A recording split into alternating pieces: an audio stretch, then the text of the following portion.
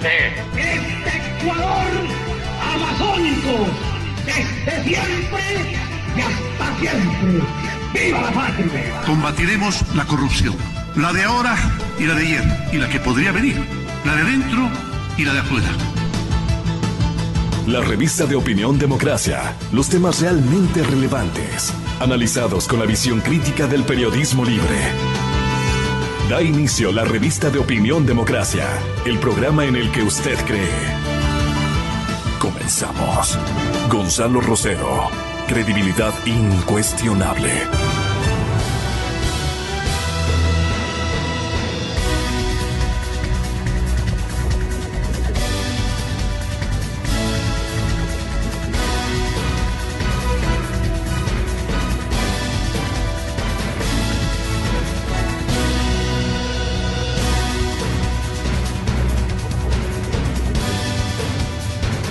¿Qué tal? Buenos días, señoras y señores. Un placer saludarles en esta mañana del día martes ya 13 de noviembre del 2018. El IES está francamente en dificultades terribles. Yo diría un preanuncio de colapso, porque no le veo remedio a la situación. Tú mismo, estimado Jorge, anticipas en una nota y adviertes en una nota que la encontré en mi archivo, los tremendos errores que estaban cometiendo al utilizar los dineros de los afiliados en auxiliar problemas de la caja fiscal. Es un documento en el que estuve anoche muy acongojado, porque te guarda una respetabilidad de sus autores, de su autor, en este caso. En la crónica, amplia crónica de la década saqueada de Jorge Rodríguez Torres, se precisan algunas circunstancias que nuestras autoridades económicas y financieras de antes y después, antes y después se refiere a las etapas Correa Moreno, que se están pareciendo ya en mucho. Es un papel calca que tú advertías, no recuerdo yo la fecha exactamente, este documento tan bien elaborado, de octubre del 17, imagínate, lo encontré. Y decías tú, Jorge, perdone, señor economista Eduardo Valencia, por no haberle saludado con el respeto que usted se merece. Están ya Eduardo Valencia y Jorge Rodríguez Torres, mis primeros invitados. Y el presidente de la comisión o coordinador de la Comisión Ciudadana de Lucha contra la Corrupción decía que la década ganada es la frase repetida por todo correísta que se mira en el espejo y cree que su mejoramiento personal es el de todos los ecuatorianos. Entonces ellos dicen, esta ha sido una década ganada, porque nos hemos forrado de dinero, pues.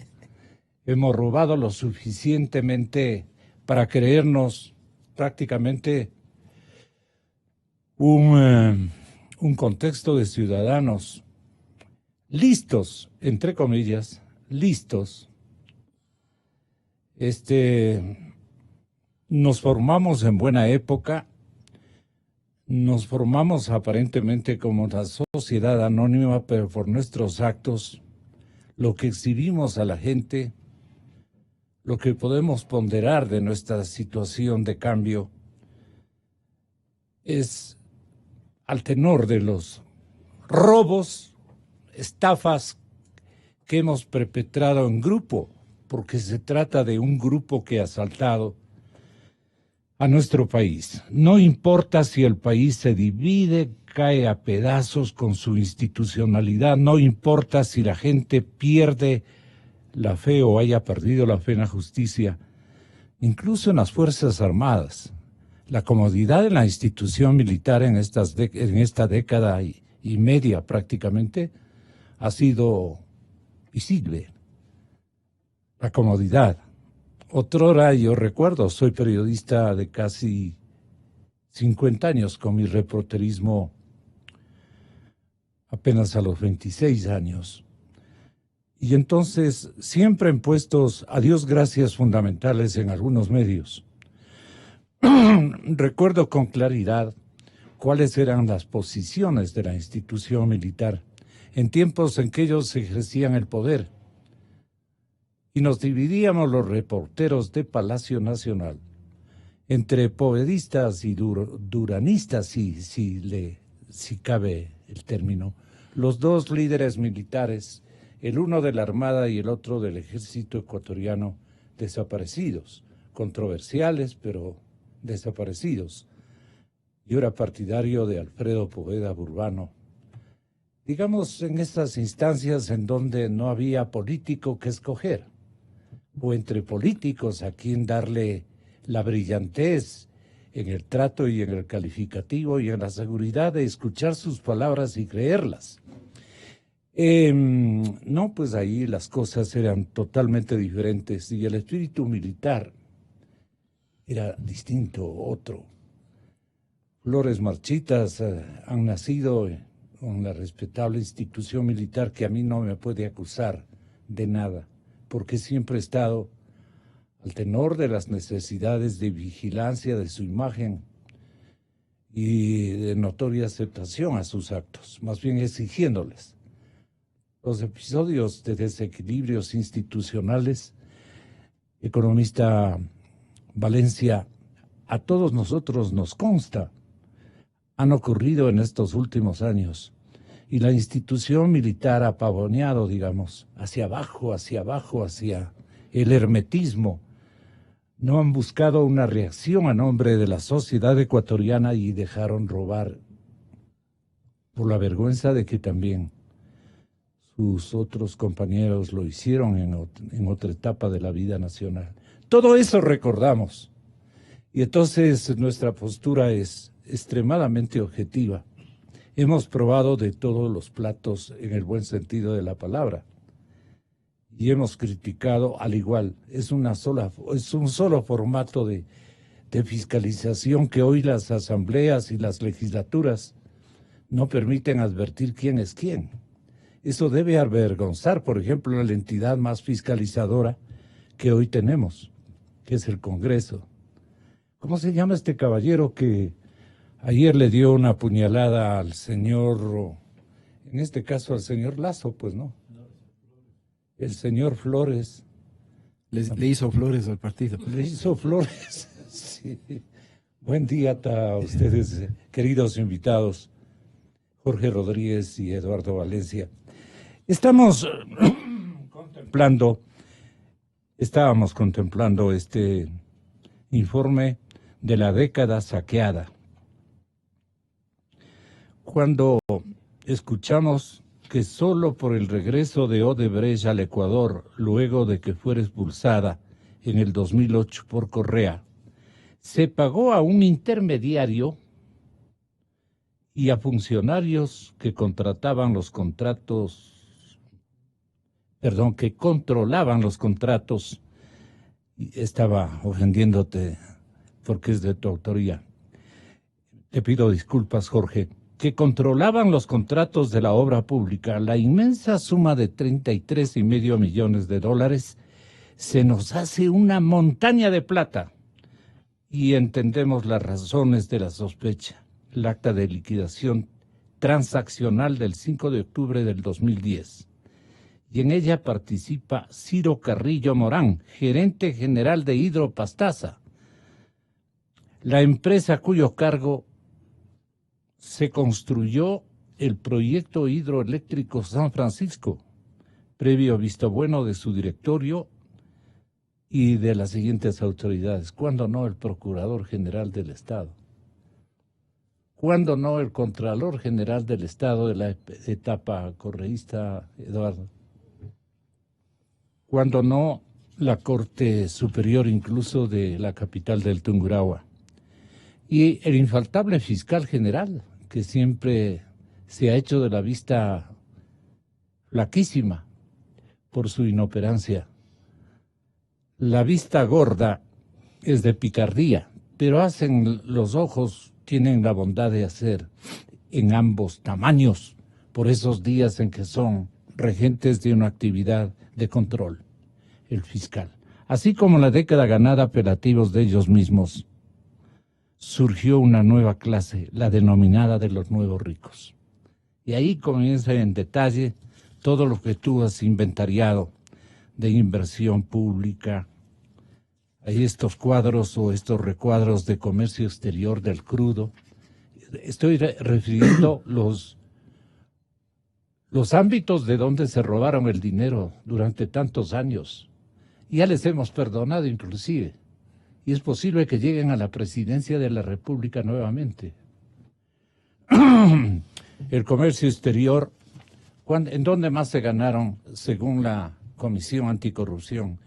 En la contratación de la deuda. ¿Cómo se ganaban endeudándose? Y además les premiaban los tenedores de dinero o los prestamistas, como quieran verse. ¿Quiénes fueron nuestros prestamistas? El resumen del perjuicio al Estado ecuatoriano y sobre todo a los más pobres. Tremendas cantidades de dinero. 10 años, 35.343 millones de dólares. Eso reporta el cuadro número 5. Que resumen el perjuicio al Estado ecuatoriano y sobre todo a los más pobres. Todos los datos están aquí. El sobreprecio de inversión. Ustedes son economistas, empeñosos, estudiosos y patriotas. Las coimas, los sobreprecios de inversión, la Comisión Ex Petróleo, la Comisión Deuda Pública, la Comisión en Gasto Corriente y la evasión y elusión tributaria. Todo esto suma 35.343, casi 44 millones de dólares. Al año, Jorge y la Comisión nos demostraban que se estaban jalando 3.500 millones, un poco más de 3.500 millones cada año. Y al día nos robaban, entiendo que unos 10 millones de dólares diarios se repartía de la propina. Esto no vamos a dejar que se olvide. Y candidato que veamos con culpa, lo vamos por lo menos a preguntar y hacerle avergonzar. ¿Y usted cuando pasó por esta entidad no tomó parte de la Comisión de Deuda Pública porque usted la endeudó a tal y tal institución? Todos los datos aquí presentados tienen fuentes confiables. ¿Y cuáles son las fuentes confiables? Con esto termino esta premisa que me parecía importante referirla esta mañana.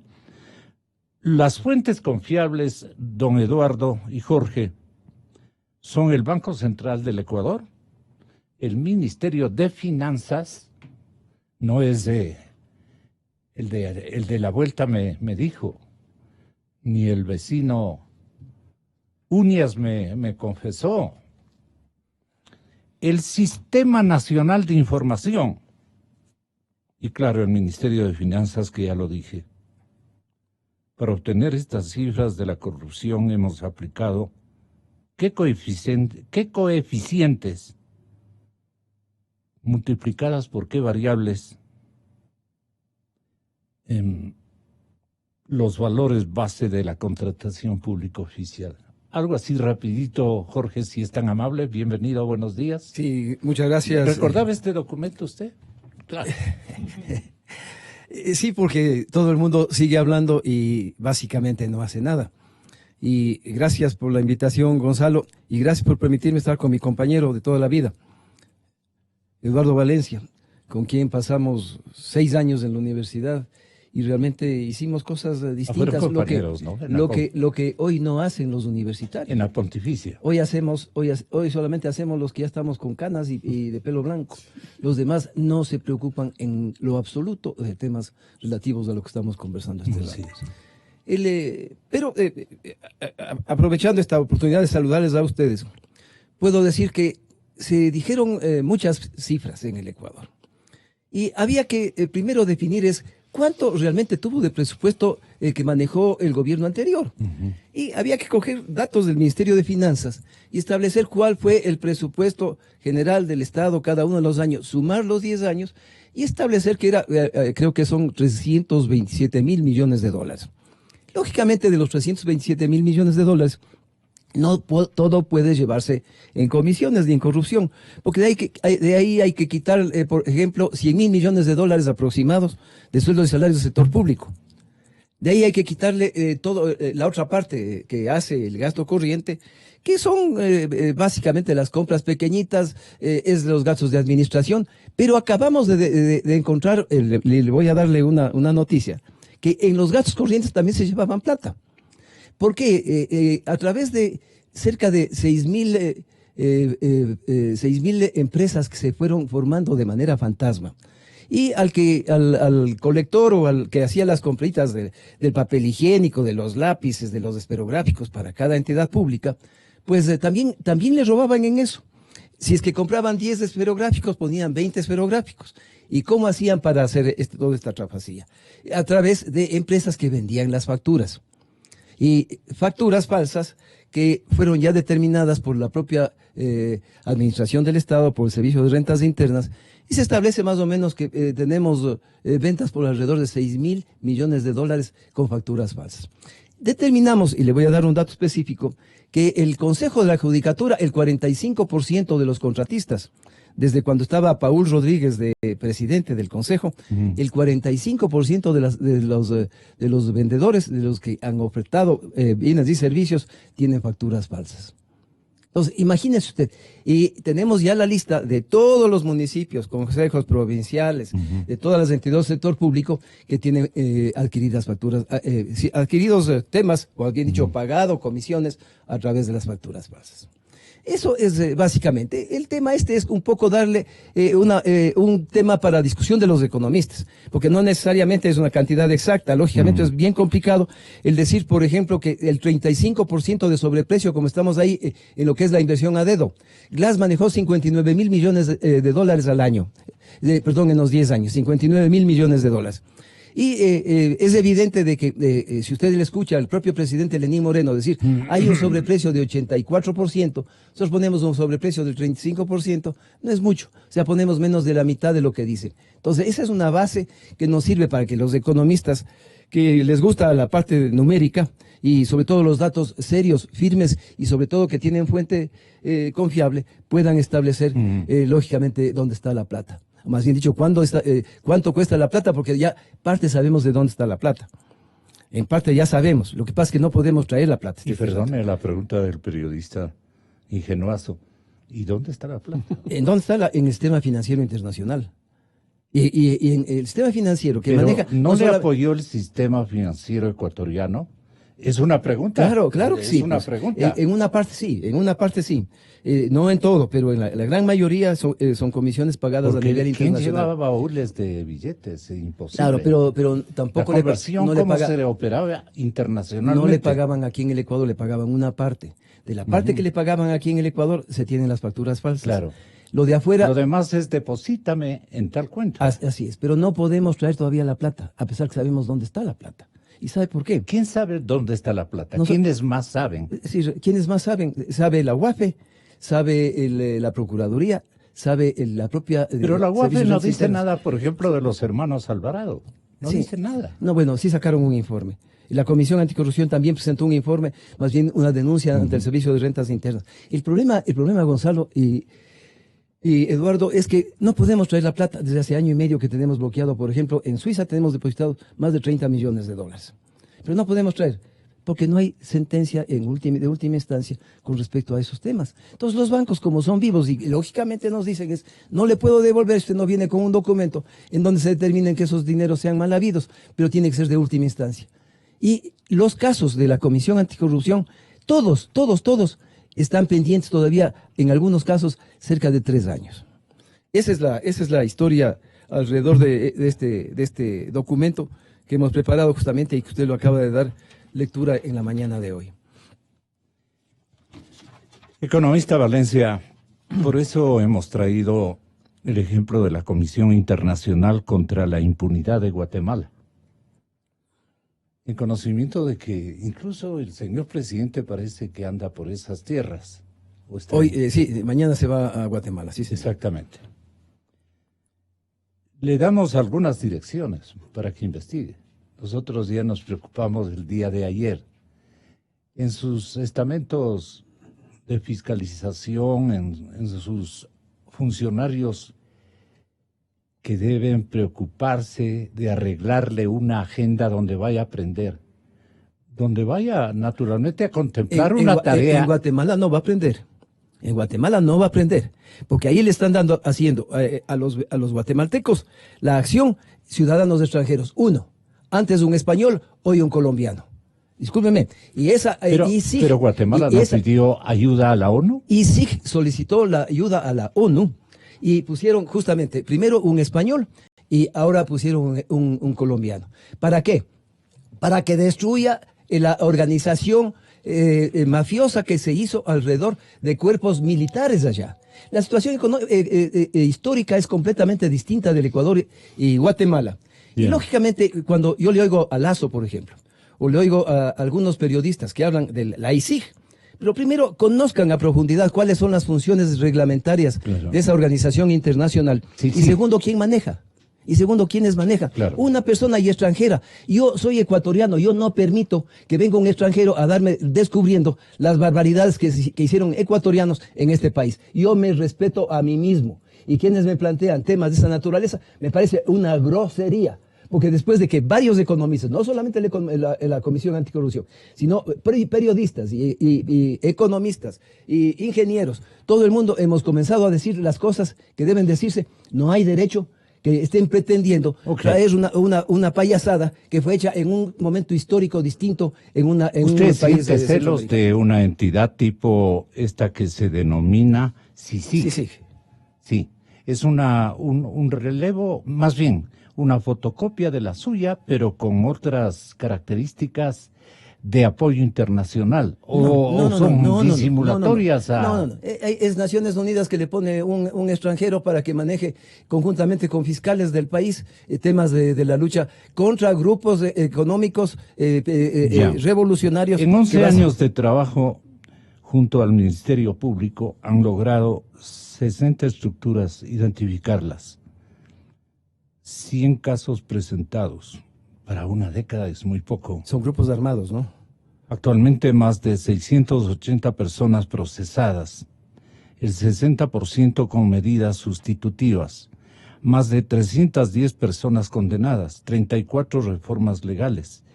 Lo innovador del modelo de CICIG es que trabaja en apoyo de las instituciones nacionales para llevar a cabo su mandato. Pero eso es ponderado por este organismo mismo. Entonces, no hay a qué quedar porque todo el mundo le decía, aprenda Guatemala, le fue bien a Guatemala. Cuando yo me quedo a la expectativa de cuánto dinero han logrado recuperar.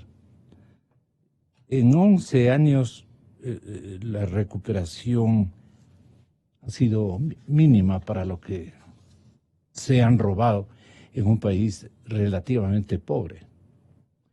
En comparación a nosotros, los rubros donde han robado, que usted les da a conocer a través de este reporte, Economista Valencia, son amplísimos. Es que, ¿dónde robar? No ha faltado aquí en el Ecuador. Y todos han salido con expertos, digamos, en cada uno de los eslabones de donde se han cogido la plata. La corrupción incluso ha habido tanto en Guatemala como aquí en el Congreso.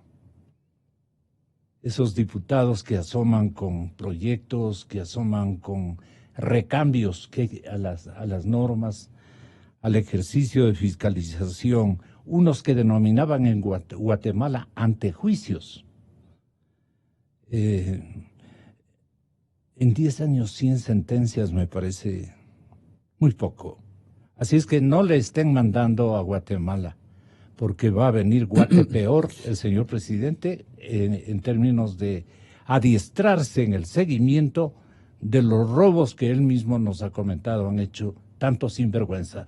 Economista Eduardo Valencia, le pido 1000 disculpas, pero esta premisa gigantesca usted ha tenido que caballerosamente asimilar. Le pido disculpas, pero estamos en lo mismo. Estamos en esta preocupación, economista. ¿Usted qué fortalecimiento a este primer diagnóstico le podría ofrecer a nuestra audiencia? Buenos días, economista. Buenos días, Gonzalo. Antes que pedirme disculpas, soy yo el que le debe agradecer por haberme invitado a este programa para escuchar las cifras que Jorge acaba de mencionar y porque usted toma el tema y porque usted lo pone en la palestra, porque usted hace conocer al país y gracias a eso los ciudadanos estamos enterados y continuamos en una lucha que en mi opinión todavía no ha empezado con la fuerza que debe empezar. Pero antes de eso déjeme saludarle también a Jorge, aprecio sus palabras, son recíprocas totalmente. Con Jorge hemos librado batallas desde estudiantes, en efecto, pero yo admiro en él su seriedad. Primeramente, sus cifras son propias de una persona responsable con el país. Admiro su idealismo que lo mantiene desde joven hasta ahora. Tiene razón, a pesar de las canas, seguimos en primera fila. Ustedes fueron compañeros de U. Fuimos compañeros, sí, pero más que compañeros, muy buenos amigos. Realmente bueno. Nos une una hermandad enorme. Y obviamente aprecio su enorme valentía porque lleva muchos años en este asunto, es de los pocos ecuatorianos a los cuales nosotros nos podemos sentir orgullosos de que nos han representado con honor y con perseverancia. Y con perseverancia, efectivamente, sí, bueno, pero como este no es un programa de florilegios, voy a continuar a pesar de que con el análisis. Por ahí hubo una mención a un señor Flores que realmente nos ha hecho quedar Qué tan lindo mal a los Flores, ecuatorianos, ¿no? Que es una tragedia. Pero bueno, y obviamente al tiempo de suscribir las cifras que menciona Jorge, y lo digo con seriedad porque yo en los medios de comunicación hace muchos años, me parece que ya por allá por el 2013, 2014, yo ya venía denunciando el elevado nivel de endeudamiento del país, que era brutal, que era un atentado contra la estabilidad del país, contra su futuro. Y cuando los periodistas me preguntaban, ¿y usted cree que ha habido corrupción ahí? ¿Y en cuánto cree? Yo no había hecho un estudio sobre el tema en concreto porque se necesita conocer del asunto, yo no tenía suficientes fuentes, en fin, pero sí hice una inferencia públicamente en ese entonces de que en mi opinión el nivel de corrupción del país estaba en el monto total de la deuda pública, porque a la sazón, me parece que por el año 2014, 2015, no me acuerdo bien, la deuda ya ascendía a más de $50,000 millones y yo ubiqué que ese podría ser el nivel de corrupción del país, porque en mi humilde opinión el país nunca debió haberse endeudado, nunca debió tener ni $1,000 de deuda, peor $50,000 millones, y con la tragedia de que ahora ese nivel ya supera los $70,000 millones y me temo mucho de que eso sigue subiendo, la política económica del actual gobierno continúa en la misma línea del gobierno anterior, todo se soluciona con deuda y eso es una verdadera tragedia. Así que en un país en donde hubo tantos recursos, como ya mencionó usted en el estudio de Jorge, a la sazón era $350,000 millones, ahora es más, y en un nivel de ingresos propios, en donde fue la gente la que fundamentalmente a través del pago de sus impuestos en casi el 80% contribuyó a todos esos ingresos y el 20% vino de los ingresos del petróleo, pero fueron a la final generación endógena en el país. Habiendo toda esa riqueza, se malgastó, se despilfarró, se robó, como aquí se ha dicho, con propiedad, toda esa cantidad enorme de recursos. Nunca debió haber habido $1 de deuda. Y sin embargo nos endeudamos, ahora ya sabemos que el tema de la deuda, a través de la deuda fue donde se hicieron las grandes fortunas personales de los altos funcionarios del gobierno de Correa, lo cual es lacerante constatar. Pero mucha gente... Y también de algunos militares, lo digamos de una vez, pues, claro que sí. No me consta, pero supongo que puede haber alguna que otra, lo cual sería más trágico todavía. Pero bueno, yo quiero contribuir un poco para que la gente que nos escucha entienda. Uno tiene responsabilidad con la gente. Y los que estamos aquí siempre hablamos para la gente, no tenemos ningún interés personal ni político y peor económico. A mí me parece que es importante que sepamos algunas cifras de cuánto es el perjuicio para el país si todo ese dinero de la deuda, si todo ese dinero de los grandes robos, de las grandes trafacías, se hubiera invertido en el país, si hubiera hecho producir toda esa riqueza, si hubieran cumplido con el objetivo por el cual fueron electos estas personas de la Revolución Ciudadana, que realmente hicieron un gobierno nacional socialista y que perjudicaron al país. Digo, esto hay que ponerlo en contexto, y la gente tiene que saber que por no haber podido utilizar todos esos recursos, por no haber invertido en el país, la pobreza en el país es lacerante. El desempleo, que es la causa primigenia de la pobreza, es lacerante. Voy a mencionar una cifra que me la acaba de proporcionar mi buen amigo Marco Flores, que es el coordinador del Foro de Economía y Finanzas Públicas, que dicho sea de paso, le acabo de dar a usted la dirección de la página web del foro, en donde el día de ayer se puso una carta a la Asamblea Nacional respecto al presupuesto general del Estado, en donde pedimos que no se apruebe ese presupuesto en las condiciones que ha sido presentado, porque realmente causa un gran perjuicio al país. No me voy a referir al tema ahorita, a menos que usted lo quiera, pero las cifras que me acaba de mandar Marco Flores respecto del desempleo son verdaderamente escandalosas. Cifras de fuentes públicas establecen que en el país existen 4.189.000 personas que ganan menos de $84.72 al mes. Menos de $84. Y hay 1.534.000 personas que ganan menos de $47 al mes. Sumados los que ganan menos de 84 y los que ganan 47, tenemos un nivel de población de 5.728.000 ecuatorianos que ganan menos de $84 al mes. Eso es aproximadamente $2.50 al día, y que esta cifra de 5.700.000, tomados como referencia a los aproximadamente 8 millones de ecuatorianos que están en capacidad de trabajar, que se llama la población económicamente activa, representan el 70% de dicha población. Esta cifra yo no la tenía tan actualizada. Lo he dicho muchas veces.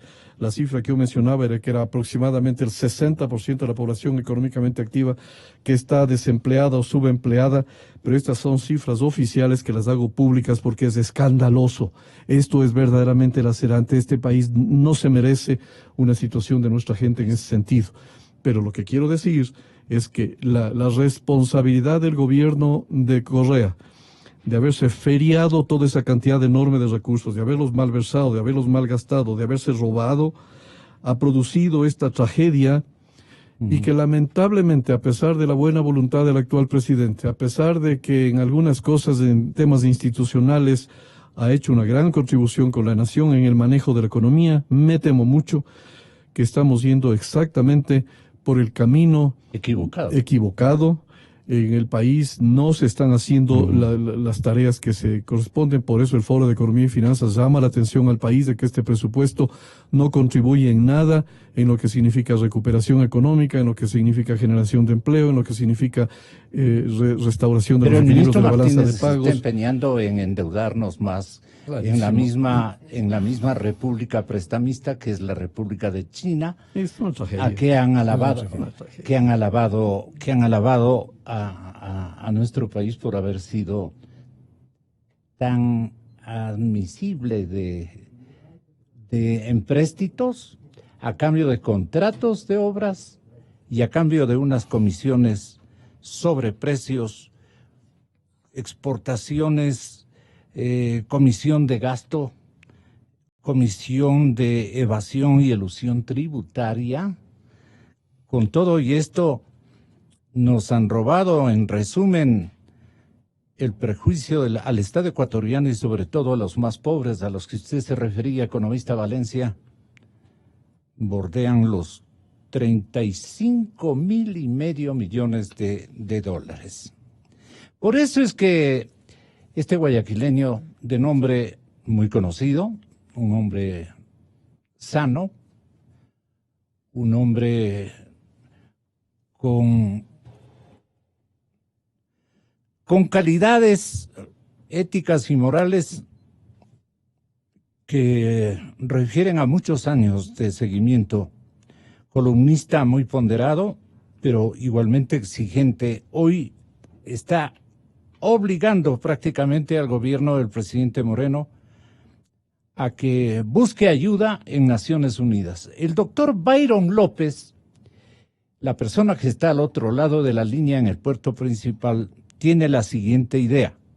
En concreto, doctor López, ¿usted qué le pide al presidente Moreno? ¿Se arrime a las Naciones Unidas? Aquí están el presidente de la Comisión Anticorrupción, Jorge Rodríguez, y aquí está un distinguido catedrático académico y pensador, un economista de fuste como Eduardo Valencia, exfuncionario de altos niveles, en el manejo, no precisamente en la etapa ganada, robada o como se llame, en esta década terrible, en la que estamos viendo que se han gastado 35,000, se han robado 35,343. Por concepto de coimas, doctor, por concepto de sobreprecios de inversión, de comisión de impuestos de derivados o impuestos derivados, comisión de gasto corriente. Aquí también exprimían un 1%, ¿no? En esa cantidad, imagínense la cantidad de plata que también se embolsicaban. Había una comisión de deuda pública, o sea, prestaban y les daban de propina una comisión a los contratistas de deuda, o sea, nos contrataban deuda que van a tener que pagar hasta nuestros nietos, en mi caso, en el caso de ustedes, los hijos de ustedes.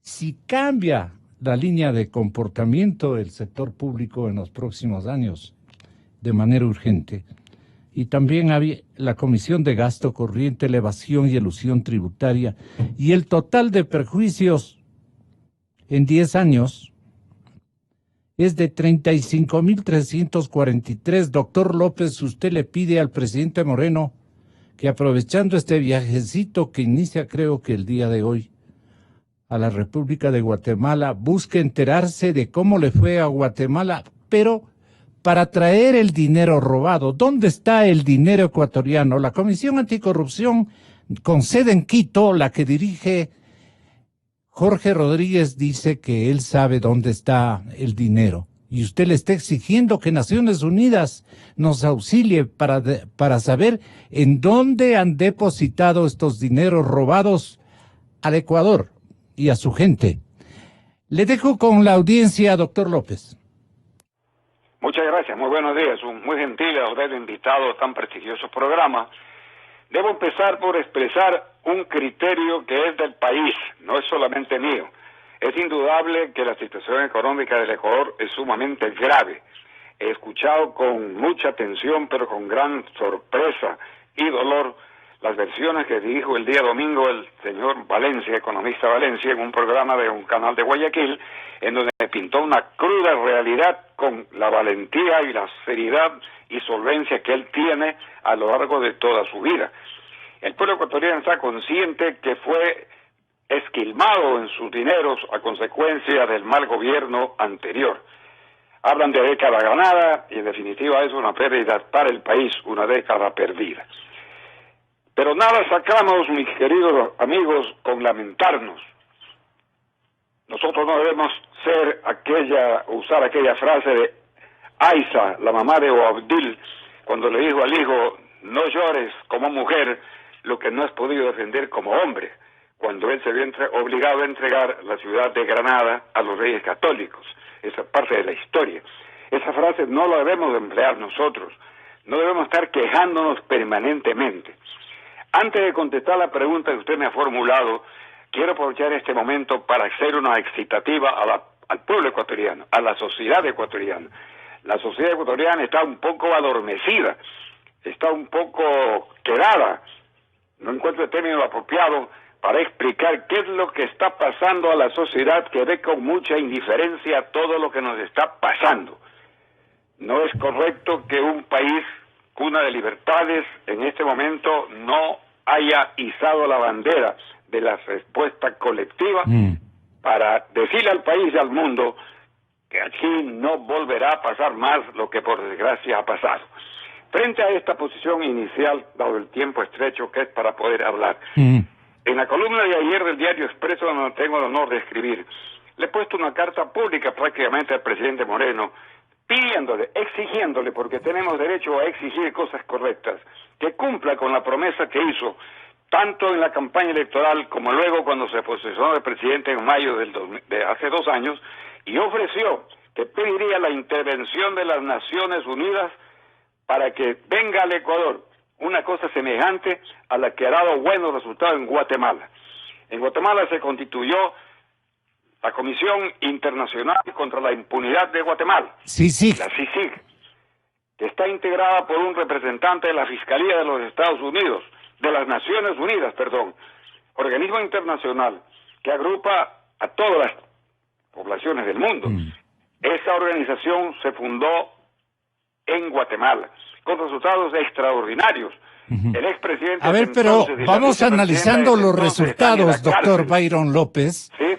Dígnese analizar los resultados. ¿Cuánto dinero hizo que Guatemala haga retornar a las arcas fiscales desde donde se tomaron por diferentes vías los corruptos el dinero de los guatemaltecos? Esa es la cuestión que nos interesa, mi distinguido amigo. No solamente que se vayan a la cárcel, porque permanecen en la cárcel 10 años, 15 años, otros estarán prófugos, asilados, buscando refugio, pero la plata la tienen. Van a vivir durante esos 10 años con la plata mala vida. ¿Dónde está esa plata de Guatemala? Deben volver a la libertad porque algún día se termina la pena o la prescripción de la acción, salvo los delitos imprescriptibles, y entonces empezarán a gozar de ese dinero. Eso no es así. Pero usted se refería a la promesa del señor presidente de la República cuando llegó el día de su posesión. ¿Qué nos decía el presidente? En lo que respecta a la corrupción, nuestra lucha será implacable. Vamos a practicarle una cirugía mayor a la corrupción.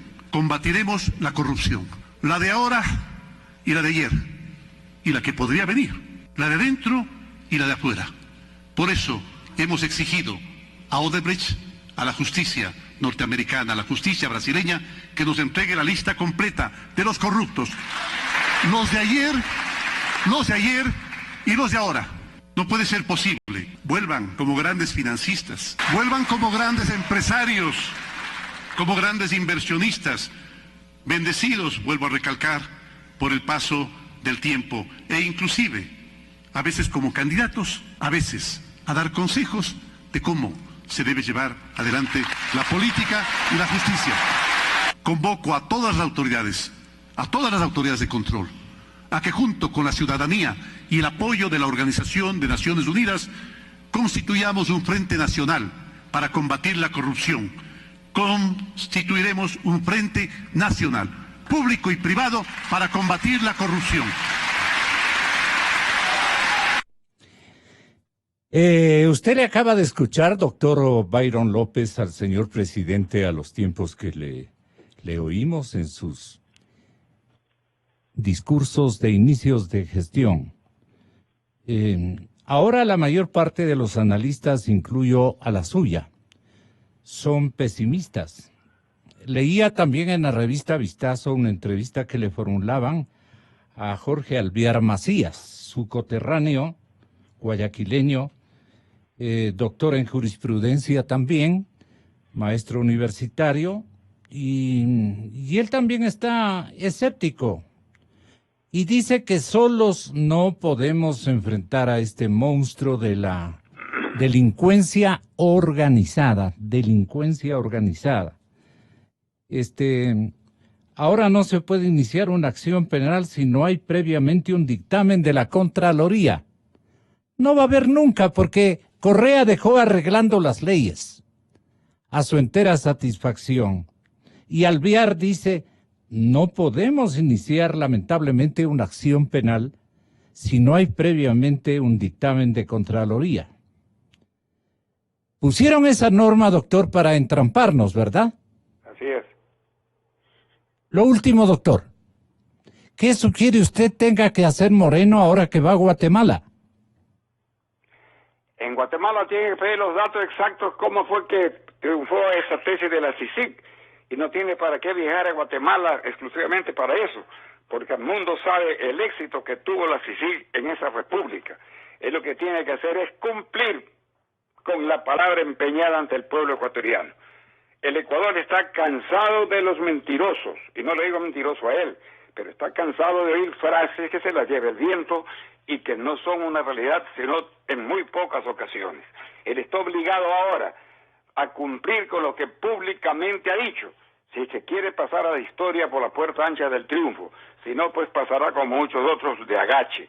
Esa es la opinión que tiene el pueblo ecuatoriano, y así me pronuncio ahora una vez más a través de estos micrófonos, exigiéndole al pueblo ecuatoriano que también tome nota que es el porvenir de nuestros hijos y de nuestros nietos lo que está en juego. Así es. De tal manera que debemos ser como un solo hombre para luchar contra la corrupción, no solamente de palabra, sino con hechos. Y el presidente de la República tiene la gran oportunidad de probar que es un hombre de palabra, deshacerse de todos quienes están junto a él y que constituyen todavía la columna vertebral del correísmo, y eso lo sabe perfectamente bien él. Y tiene que pensar entonces en la formación de un gran frente nacional, que es lo ideal para ir a la consecución de la libertad económica y política y social de este país. Pero no con los mismos complotados para robar. La conversación, le agradezco muchísimo por esa gentil deferencia que ha tenido para conmigo. No, pues al contrario, doctor, gracias por su intervención. Yo le decía al doctor Jorge, sí, pero el tema es que ¿cómo conseguir que venga una comisión internacional? Bueno, Naciones Unidas están aquí ya. Están ya. ¿Qué es lo que hizo el presidente de la República? Y esto también hay que repetirlo a través de los medios. El presidente de la República, inmediatamente de que habló, invitó a Naciones Unidas. Naciones Unidas estuvo trabajando acá en el Ecuador y determinaron la necesidad de hacer auditorías a 5 de los megaproyectos que estaba el país. Ahí tenemos fundamentalmente lo más grande, la refinería. A manera de una macromuestra. Claro, no, pero eran realmente los contratos que se llevaba la mayor cantidad. Por ejemplo, hablamos de la refinería de Esmeraldas, son 2.000 y pico de millones de dólares, y ese es uno de los que está haciendo la auditoría, no Naciones Unidas. Naciones Unidas viene y a través de sus organizaciones hacen un concurso internacional para las auditorías correspondientes, pero quienes verifican justamente esas auditorías son las propias Naciones Unidas. Esto como un tema importante para que la gente sepa que Naciones Unidas sí está trabajando este rato en el país. Una de las labores que hizo la Comisión Antiimpunidad en Guatemala, antiimpunidad, porque esta comisión más bien lo que fue es creada para combatir la impunidad. Para la impunidad de grupos militares creados después de la revolución existente dentro de Panamá, de Guatemala. Y fue la ciudadanía la que presionó al presidente Pérez Molina para que firme un convenio con Naciones Unidas, y no se imaginó que él iba a ser uno de los primeros procesados así con su señor hijo y algún otro familiar íntimo. Está preso, y con él unos 200 pícaros. Aquí nos llenan una cárcel del ex de Retensur, pues. Y serían los que llevaron los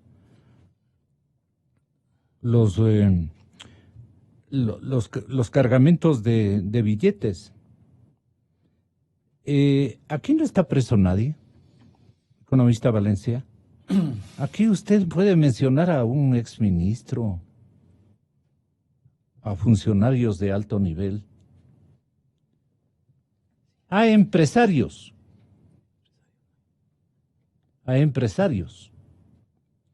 Porque como en Guatemala y aquí y en Guatepeor, los empresarios también han coparticipado, pues. Eso tiene una idea muy focalizada también su reporte reclamante. Si no hay el intermediario, el que hace el contrato, desaparece absolutamente todo. Y hay empresarios que se andan mofándose de nosotros, que somos unos luchadores incansables, por lo menos para mantener vivo el espíritu de fiscalización, de denuncia, de que alguien se comida desde los órganos de control en hacer algo o denunciar lo que no hace la administración Moreno, por ejemplo, a través de sus colaboradores. Hoy hay que poner nombres y apellidos. ¿Por dónde comenzaría Eduardo Valencia? Valiente como es. Gracias, Gonzalo. Un saludo a Byron. Aprecio mucho sus gentiles palabras y sobre todo sus conceptos que yo los comparto plenamente. El tema es que se me golpan a la mente tantas ideas con las que podríamos empezar, pero quisiera, por la invitación final suya que aprecio, ser bastante más concreto que decir una retórica fundamentada en lo grave de la corrupción, la pobreza y todo que lo venimos denunciando desde hace mucho tiempo. Me voy a referir a dos casos concretos que en el actual momento requieren una especial atención de los ciudadanos primero, de la prensa, que ha sido el gran baluarte de la defensa de los grandes principios nacionales, y toda la prensa, por supuesto, pero sobre todo algunos periodistas casi como usted y otros. Casi todos. Sí, no son todos los que están, ni están todos los que son, como hay un viejo proverbio. Pero bueno, hay dos casos que los voy a mencionar públicamente porque es imposible topar tantos temas y elaborar tantas cosas. El tema de la deuda, de la cual yo formé parte como veedor de la deuda pública, que me honró el señor Contralor invitándome, y que tuvimos un trabajo estupendo durante los primeros 4 meses de este año. Pero ningún resultado. A eso me voy a referir, precisamente. Fijaráse lo que voy a decir. Me voy a referir a eso y al tema de Worley Parsons, que también tiene que ver con las instituciones contralores. Me voy a referir concretamente. Yo creo que es mi obligación, yo no puedo, habiendo sido veedor en representación de la ciudadanía con carácter independiente, porque no tengo ninguna vela en ese entierro, mencionar las cosas porque, como dice Jorge, nadie sabe lo que allí está pasando. El señor presidente de la República fue muy enfático en varias ocasiones, y la última hace unos pocos meses, en decir que el grave problema del país era la deuda. Y ubicó y dijo que el gran problema de Correa fue que le dejó hipotecado al país, y ubicó como el gran problema a resolver. Obviamente no está nada resuelto y más bien se va complicando. Pero bueno, mal que mal, en la veeduría de la deuda, que colaboramos con la Contraloría por invitación del señor Contralor, en gesto que le honra, se determinó graves irregularidades en el manejo de la deuda. En primer lugar, se transparentó y se ubicó con claridad meridiana de que la deuda ya se acercaba a los 70,000 millones de dólares. Ese informe fue presentado en el mes de abril de este año y, por tanto, el 70% del Producto Interno Bruto se había rebasado ya desde el año 2016, el 40% infringiendo la ley flagrantemente, y ahí habían responsabilidades civiles, administrativas y sobre todo penales. Se determinó los funcionarios, empezando por el expresidente Correa y los ministros de Economía y Finanzas que allí estaban y que eran responsables, con indicios de responsabilidad penal, y obviamente se pasó el asunto a la Fiscalía. Mi pregunta es, ¿y qué ha pasado desde entonces? ¿Cómo es posible que la Contraloría haya investigado 9 meses antes de la conformación de la veeduría? La veeduría le tomó 4 meses estudiar todos los documentos que la Contraloría nos presentó, y ahí van 13 meses, y de eso han pasado ya más de 6 meses, en un total de 19 meses de una investigación lo más exhaustiva posible, porque aquí no hay nada perfecto. Y después de 19 meses no ha pasado nada, duerme el sueño de los justos en la Fiscalía. Yo llevé a conocimiento del señor Contralor y de la veeduría en la última reunión que yo propuse su convocatoria, conjuntamente con la doctora Ana Abril, para tratar el tema, porque nos llegó información desde la Procuraduría, no del procurador, sino de una funcionaria de la Procuraduría, de que el asunto estaba tan mal planteado que se supone que no había suficientes evidencias, y que Alexis Mera se paseaba por los corrillos de la Fiscalía muy orondo, muy contento, muy feliz, porque según él, la Fiscalía no había encontrado y no encontraría nunca suficientes responsabilidades para encauzar. ¿Pero usted no se refería a la Procuraduría? No, de la Procuraduría, que se supone que estaba investigando lo que pasaba en la Fiscalía, nos vino el dato de que ahí se estaba echando tierra sobre el asunto. Claro. Ok. Pero responsabilidades de la Fiscalía, después de 19 meses, siguen investigando. ¿Cómo es posible que los periodistas como usted, como Fernando Villavicencio, como la Comisión Anticorrupción, con una docena de personas en este último caso, sin recursos absolutamente, hayan develado las grandes cifras, las grandes trafacías, Y sin embargo, ni la Contraloría ni la Fiscalía pueden ponerse de acuerdo. Pero nombres, dice la gente. ¿Quiénes fueron los procuradores? Ya vino todavía bravo el doctor García a reclamar de que su papel había sido extremadamente honesto, administrativo, puro, y que estaba en control de la situación, había estado en control de la situación. El que más se demoró en la Procuraduría, ¿no? Y que le hacía sonrojar a su señor padre. Sí, vamos a todo lo que podamos. En Y todo caso, a los fiscales, ¿a quiénes? ¿A Poli? vamos ¿A primero Chiriboga? denunciando el hecho. ¿Qué? Pero es que pongamos nombres. Claro. Estos son los que nos han querido hacer olvidar, Bueno, pues. Chiriboga, sin ninguna duda. Yo no sé cómo ese señor puede pasearse por las calles de este país. ¿Cómo es posible? Después de que haya hecho todo lo que hizo, tapar toda la corrupción, y además beneficiarse a título personal, perjudicando a una pareja de ancianos, de una casa enorme. ¿Cómo es posible que este hombre siga hablando, invitado a la prensa y que camine por las calles y que todavía no ha sido encausado? Bueno, esto es una tragedia, perdóneme. Dicho de paso, estas cosas causan indignación. Yo me acuerdo haber leído a un gran escritor que decía: hay de aquellos pueblos en donde sus pueblos ya no sienten indignación. Eso es lo que nos pasa. Cuando ya, como decía Byron López, cuando ya se avienen a las cosas, aquí todos roban y todo el mundo, cuando un país no tiene esta sensación de indignación, estamos perdidos. Un caso lo acabo de mencionar, duerme el sueño de los justos de la Fiscalía, y el problema de la deuda no lo vamos a dejar pasar porque ahí hay grandes perjuicios al Estado. Pero ¿cómo se acaba de estamos mencionar. repitiendo el mismo mecanismo de acudir al mismo oferente de dinero, a la misma China?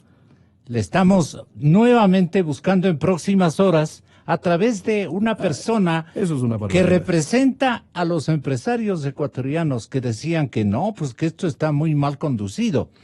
Y Richard Martínez ahora dice que no hay que satanizar el financiamiento de China, pero antes, ¿qué es lo que decía, compañero?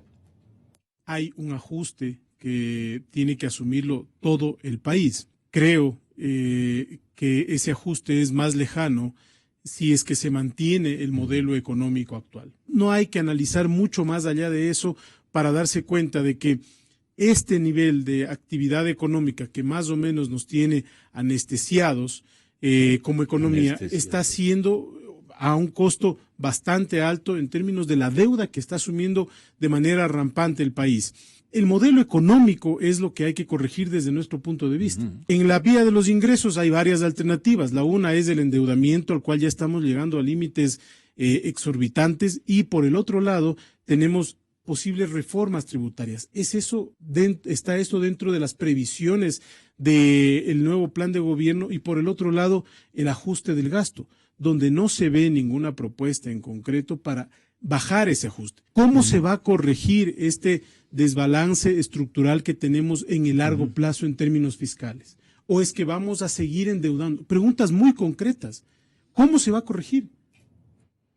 Pero usted dijo hace contadas horas antes de tomar el vuelo. No es Todo lo tanto contrario, la todo lo fuente, contrario. sino las condiciones a las que se accede a esa fuente. Y yo he dicho que no tenemos que satanizar, así como tampoco creo que hay que satanizar al Fondo Monetario Internacional, tampoco creo que hay que satanizar a China como una fuente de financiamiento. ¿En qué quedamos? Jorge Rodríguez. Bueno, ahora sí me obligan un poco a mí a abrir la boca y irme un poquito más allá de lo que es lo que se ve. El primer tema alrededor de esta veeduría de la deuda. Con todo respeto, yo creo que fueron utilizados. Y fueron utilizados porque no ha pasado nada. Aquí no le echo la culpa al procurador ni al fiscal. En definitiva, son ustedes los responsables. Porque ustedes no plantearon como medida inicial la renegociación de la deuda con los chinos. No se puede seguir manteniendo tasas que superan el 8,75%. No se puede permitir que sigamos endeudados a través de ellos con una garantía real como es el petróleo, que está hipotecado hasta el año 2026. En resumen, lo primero que había que hacer es, cuando tenemos 10,000 millones de dólares en el presupuesto del Estado para pagar la deuda pública, un presupuesto de 32,000 millones de dólares, 33,000 millones de dólares, en donde casi el 30% se destina específicamente para el pago de la deuda pública, es un crimen. Cuando Correa asume la presidencia de la República, eso quiero que me oigan bien, la deuda externa no llegaba a los 10.000 millones de dólares. No llegaba a los 10.000 millones de dólares. Lo que antes era deuda externa, hoy pagamos anualmente. ¿Cómo podemos disminuir el déficit presupuestario? Es renegociando la deuda con los chinos, diciéndoles no podemos seguir pagando tasas en esa magnitud. Yo quisiera que algún rato usted, Gonzalo, invite a los exgerentes de Petroecuador, invítele a Byron Ojeda, invítele al ingeniero Quesada. Y usted va a ver que realmente tuvieron ellos de intención de hacer una renegociación, pero no se les permitió meter las manos en el pago, por ejemplo, en el prepago de la deuda con Tailandia. Podíamos hacer un pago a Tailandia, teníamos el dinero suficiente y nos librábamos una gran cantidad de petróleo. Imagínense ustedes, quienes nos escuchan, si liberamos cerca de 200.000 barriles de petróleo, 20 millones de barriles de petróleo, solamente con una de las negociaciones con uno de los países asiáticos. Entonces, yo creo que en vez de hacer renegociaciones, van a endeudarnos más plata. Yo creo que realmente el problema está, como dice Eduardo Valencia, uno de los principales problemas que tenemos de rato es la deuda y el peso de la deuda dentro del presupuesto. 28%, cerca del 30% específicamente para el pago de la deuda. ¿No hace falta que el gobierno dé detalles de las condiciones del nuevo crédito con China? Bueno, es que todavía no está hecho. Ellos están haciendo la negociación. El modelo del contrato sí, ya está. Lo primero es desvinculen el petróleo, pues, mi querido Gonzalo. Desvinculen como garantía. ¿Qué significa eso para que hoy día el la contragarantía para los créditos que nos dieron los chinos está con el petróleo. Y no 1 por 1, sino 12 por 1. 12 por 1. En resumen, es como que si el banco, cuando le voy a pedir $100,000 de préstamo, me dice que le dé una garantía de $1,200,000, 12 veces más de lo que me van a prestar. Normal es que le presten a uno con un porcentaje superior de un 30%, pero no en las condiciones que están prestándonos actualmente. Entonces, yo sí creo que es importante el que ustedes, Eduardo, yo creo que fueron utilizados, como fueron utilizados los que también constituyeron esa comisión del Seguro Social. Es decir, se reúnen y resultados no ha habido para nada. Ustedes tienen que obligar el que no solamente se hagan las cosas a través de Fiscalía, sino que los propios informes de la Contraloría salgan de manera tal que se apunte directamente las responsabilidades administrativas, civiles y penales de los funcionarios públicos que le endeudaron al país de manera irresponsable en ese entonces. El gobierno tiene que dar mayores detalles de las condiciones del nuevo crédito chino que planea concretar a mediados del mes de diciembre. 7%. ¿Perdón? Vendrá sobre el 7% y vendrá con unas garantías obligándoles a que se mantenga el petróleo hipotecado justamente bajo las condiciones que está actualmente. Acuérdese usted. Compañera Dayana Monroy de Teleamazonas. Tenga la bondad usted de explicitar esto. La tasa de interés, los años plazo, es más, ni siquiera el monto se lo conoce. Lo que se sabe del crédito es que proviene nuevamente de China y que el gobierno planea concretarlo la segunda semana de diciembre con un viaje oficial.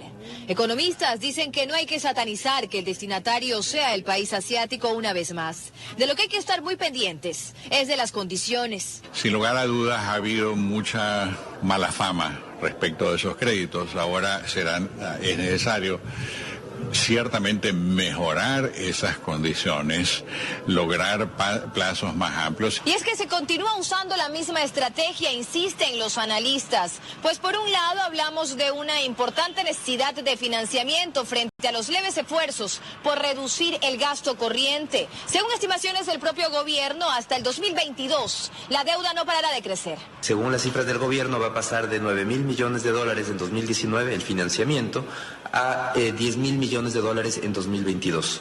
Es decir, continúa la estrategia de sostener gasto público vía agresivo endeudamiento. Pero ellos coinciden en referirse a un tema del que no le gusta hablar al gobierno: reducir gasto corriente a través de la focalización de subsidios, que para el 2019 nos costarán 6.995 millones de dólares, es decir, el doble de lo que pagamos en el 2018. Pero eso es algo que políticamente y con una visión de corto plazo los gobiernos no les gusta hacer. pero viendo con una visión de largo plazo, una visión de estadista, esa es la salida, es inevitable. Alberto Acosta comparte un análisis que hizo el Ministerio Coordinador de la Producción en el 2010, que revela que una familia del quintil más rico de la población recibe $418 mensuales en subsidio al combustible, mientras que una familia de clase baja solo $96. La proforma del 2019 refleja sin duda que la reducción de burocracia o la focalización de subsidios no está dentro de las decisiones que tomará el gobierno. Pero sí viajes donde no solo se cerrará este nuevo crédito chino, sino además con los que se busca crear opciones de potenciales operaciones futuras. Dayana Monroy, 24 horas. Mejor me voy a Guatemala. Dayana, muchas gracias. Pero las condiciones del crédito chino también es lo importante que debemos exigir todos los ecuatorianos. ¿Imagina usted 10.000 millones de dólares más? Pero desvinculen desvinculen el colateral presentado, entregado hoy día, que es el petróleo. A ver, que es fundamental. el tema hay que separar. La garantía, el colateral, eso es lo que también ofende, digamos, porque así me presta quien quiera.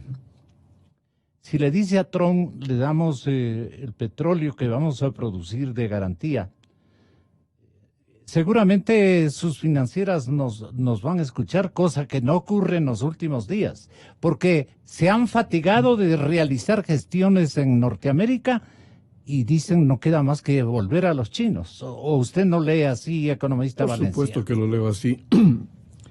Para poner en contexto, tomando lo que las redes sociales expresan y como el pueblo reacciona, el 70% de la gente ya está desconfiada, tiene un alto grado de incertidumbre, sufre en carne propia. Las cifras que acabo de mencionar determinan que la población ecuatoriana sigue viviendo a un nivel de pobreza enorme y que los datos de lucha contra la pobreza siempre fueron mentirosos. En fin, el contexto es ese. Lo que ha pasado es que de un proyecto político autodenominado nacional socialista del siglo XXI, hemos pasado a un socialismo Maserati. Esta expresión nace de las redes sociales. La palabra Maserati es un auto lujosísimo que adquieren los ministros y que representa ahora simbólicamente lo que está pasando. Aquí no ha habido ningún cambio, aquí se sigue con la misma política de Correa, aquí hay un populismo, se dicen que vienen 9.000 millones de dólares, 15.000 millones, 25.000. Aquí en este mismo programa hace varios meses el ministro de Comercio dijo que iban a venir 25.000 millones de dólares y eso es una fantasía. Ya no se ha sumado. Absolutamente.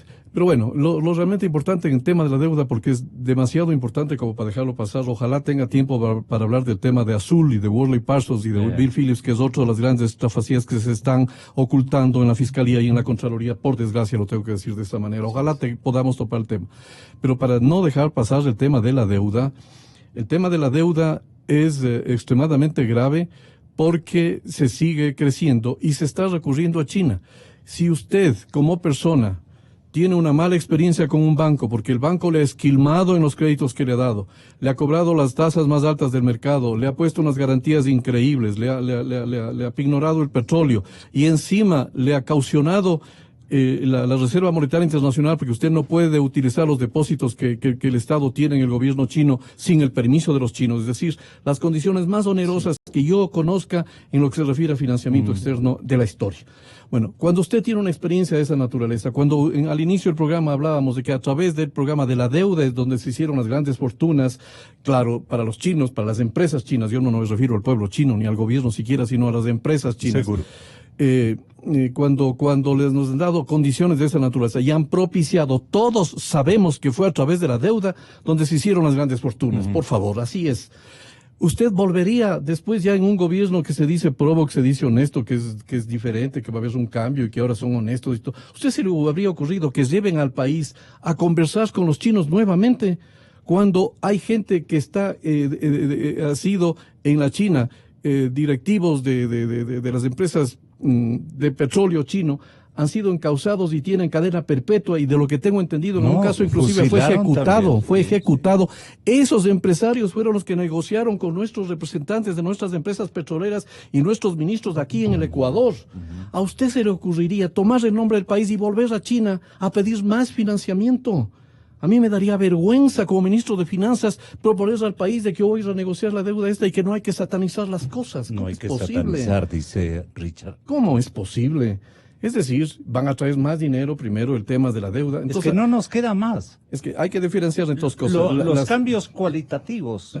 Una cosa son las transgresiones las éticas. Políticas no han sido cambiadas, no quieren cambiarse. Exactamente. El ministro de Finanzas que vaya a la administración del presidente Moreno, se va a encontrar con un no rotundo. ¿Qué dirá el Correa? ¿Qué me dirá el Rafael? Si yo cojo y trituro, digamos, a un pocotón de sin oficio que sobreviven en administración pública y que es la causa más onerosa para esta tragedia.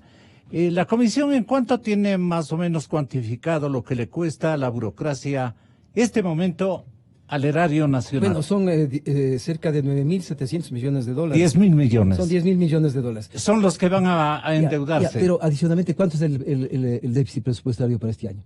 Dicen alrededor de 6.000 millones de dólares, ¿sí? El gobierno dice 3. Sí, los analistas decimos al menos 6. 6, pero realmente son 6. Gonzalito, haciendo una renegociación de la deuda con los chinos, liberando el petróleo, usted puede vender el petróleo y ¿sabe cuál es el beneficio? Son $4 de diferencia por barril. Hoy día, ¿qué es lo que hizo Correa? Hipotecó, más bien, ¿qué es lo que hizo? Entregó el ingreso ecuatoriano hasta el año 2026 para efectos de él quedar bien en el transcurso de sus últimos días. Se comieron todo el presupuesto del Estado de los dos gobiernos subsiguientes. Tendremos dos presidentes que no tendrán ingresos del petróleo y que lastimosamente no podrán hacer la obra pública justamente por ese problema. Perdona que te interrumpa, mi querido Jorge. Te hago una pregunta a ti, le hago una pregunta a Gonzalo, le hago una pregunta a la ciudadanía. Si el gobierno va y hace la renegociación y consigue financiamiento, es decir, relaciones normales, ñaños, los chinos con los ecuatorianos en el gobierno del socialismo Maserati. ¿Tú crees que si se llega a un arreglo financiero en esas condiciones, va a ser posible que después del gobierno ecuatoriano reclame todos los perjuicios penalmente a las empresas chinas para que nos restituyan? Imposible, pues, imposible. ¿Cuál es el camino correcto? Primero protestar, primero demandar, primero reclamar al gobierno chino y a las empresas que nos devuelvan la plata que nos perjudicaron. Y después, si es que nos devuelven, hacer un arreglo financiero. Yo no estoy de acuerdo en que mezclemos las dos cosas. Para mí, primero debería ser poner una demanda internacional poniendo todas las violaciones legales que hubo entre las empresas chinas y las empresas ecuatorianas que dio lugar al perjuicio y que dio lugar a esas riquezas. Escondieron los contratos de préstamo, ¿se acuerdan? Pero claro. Que el primer gerente general de Petroecuador dijo, no encuentro los contratos, le escondieron los contratos. Tuvo que pedir de alguna manera para obtener la información. Cuando nosotros estábamos en la veeduría, cuando estábamos en la veeduría no sabíamos los contratos. Porque los documentos. Sí. Finanzas no le daba a la Contraloría los contratos con China. Estoy recordando el primer contrato por 36 millones que lo firmaron Marcelo Robalino Espín, gerente de refinación de nuestra petrolera. Montgomery, caramba, qué nombrecito. Es Montgomery. Wayne, apoderado de Worley Parsons. Ahí está Worley Parsons. Los 5 contratos complementarios que sumarían 190 millones adicionales, según información de la Worley Parsons, lo firmaron Carlos Pareja Yanusel, que nos debe estar escuchando. Todo el mundo habla de azul. ¿Y dónde está el azul? Posterior gerente de la refinación de Petroecuador, y Ray Falcón, representante de la contratista. Ray Falcón. La firma australiana asegura en su comunicado que maneja procedimientos de gobierno corporativo para asegurar que todos los subcontratistas seleccionados se comprometan a actuar de forma ética e íntegra durante el transcurso de los trabajos designados. Además, recalca que la compañía está dispuesta a cooperar con las autoridades ecuatorianas. El 19 de diciembre se solicitó a Meister una entrevista y el Ejecutivo pidió que se lo envíen las preguntas.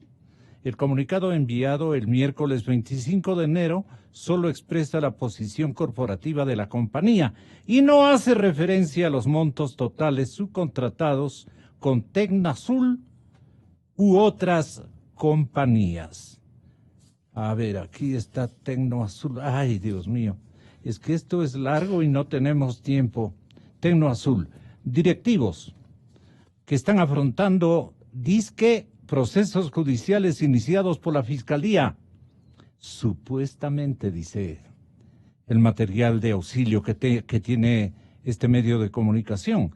Supuestamente por haber realizado pagos al exgerente de Petroecuador, Alex Bravo, que acaba ya de ser sobreseído. No, pero de una de las causas, eso sí, aclaremos. Pero una de las se refiere, sí. Sí, para beneficiarse con contratos en la refinería.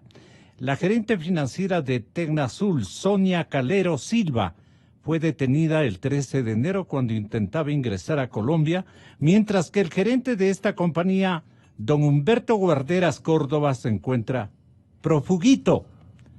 Worley Parson agrega en su carta, de acuerdo a la información que circula en los medios, un cierto subcontratista y sus compañías relacionadas tendrían operaciones y contratos con Petroecuador. Worley Parson desconoce los términos de tales transacciones y contratos. Según el proceso fiscal con aportes de justicia panameña, la empresa Tecnoazul, a través de Humberto Guarderas, depositó 456,000 en la cuenta de la empresa offshore Girbra, de propiedad de Alex Bravo. Y con este depósito... Y con esta resolución no se arreglará nada. Mientras Así no cambiemos Fiscalía, Contraloría, todos los organismos de control, mientras no tengamos una justicia distinta, el país no va a cambiar. Mientras que, Eduardo... El tema, yo mismo lo pedí, gracias por traerlo a colación, este señor Bill Phillips era el dueño de Tecnoazul y varias empresas denominadas azules, que se llevó 340 millones de dólares en 2 contratos. ¿Tenía una señora también? ¿Perdón? ¿Tenía una señora?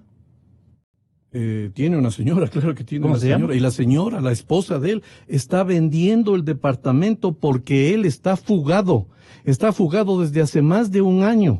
A la Fiscalía, a la Contraloría, al presidente de la República les hago notar, si una persona se fuga es porque tiene la conciencia intranquila, porque sabe que se llevó la plata y que más tarde o más temprano le van a pescar. Lleva fugado y sin embargo a la empresa madre extranjera le sobreseyó un juez y Tecnoazul ni siquiera aparece en el informe de la Contraloría y por tanto la Fiscalía tampoco le imputa ningún delito. Esta señora está vendiendo un departamento que no está registrado a nombre de ellos porque lo tienen a nombre de una de sus empresas de Tecnoazul y por eso dicen que ellos no han cometido absolutamente nada. Aquí hay protección de la Fiscalía. En mi opinión, hay una incumplimiento de la Contraloría por no haber detectado lo de Tecnoazul. De la Fiscalía actual, ¿no? De la Fiscalía anterior y la actual, pues, de ambas. Evidente, si lleva un proceso. ¿Qué pasó? Y tampoco el gobierno ha tenido la entereza ni siquiera de mencionar el tema, ni siquiera de presionar públicamente, señores, hagan algo por esto otro. Ese es un asunto tan flagrantemente grave que en el contrato asoma como que Worley Parsons y Tecnoazul y Phillips, que son lo mismo, firmaron un contrato para que gerencien la refinería de Esmeraldas, que gerencien y que al mismo tiempo hagan la fiscalización. ¿Cómo puede un mismo tipo que gasta la plata ser fiscalizado él mismo y decir que ha hecho mal? ¿Cómo es posible que pase? Hay una gran ilegalidad y hay una denuncia de un periodista como Fernando Villavicencio de que hay personas en este gobierno que están involucrados y que fueron parte de haber aceptado ese contrato con Worley Parsons y que lamentablemente deberían ya aclarar con solo la denuncia. Nada más elemental. Mientras en este país no exijamos que todas las entidades públicas cumplan con su papel a su debido tiempo y que se recupere la plata, este país no tiene destino. Este tema de Worley Parsons yo no lo veo en los medios muy a menudo porque como es un señor Phillips, no es ministro de Economía, no es ministro de Finanzas, nadie sabe quién es. Claro. Su esposa era una digna dama que estaba metida en cuestiones familiares. Su esposa es Telefunken también. ¿Perdón? Telefunken es la esposa. Porque el otro es Philips. No, pero no hay derecho. Yo realmente creo que Dios todo el mundo, mío. o nos ponemos las Estamos pilas o hablando. nos vamos a tener que levantar, porque lamentablemente yo no veo acción de las principales entidades del Estado. Híjoles. Nada, ni en el legislativo, ni en lo judicial, ni en las fiscalías, ni en la Contraloría, una acción de Ya. todos los grandes temas. Ya mismo sale Correa a decir que Eduardo Valencia está pidiendo un alzamiento general de la gente en vista de lo inocuo que ha resultado la tarea predicada y la exigencia del señor presidente Moreno. Hay que cuidarnos de no hacerle también Un ratito, mi querido. El problema a quien le dio lamentablemente espacio nuevamente a Correa para decir que el gobierno está haciendo malas cosas, que están pasando cosas, que están subiendo el precio de la gasolina y que hay injusticia social, fue la política económica del actual ministro y de los dos ministros anteriores que han dado pábulo para que ahora la gente sienta más pobreza, que sienta que suben los precios, que la gente se siente mal. Es decir, la política económica actual del actual ministro dio pábulo para que ahora tengan argumentos Pero los eso correístas. significa que están asociados en la gran estrategia.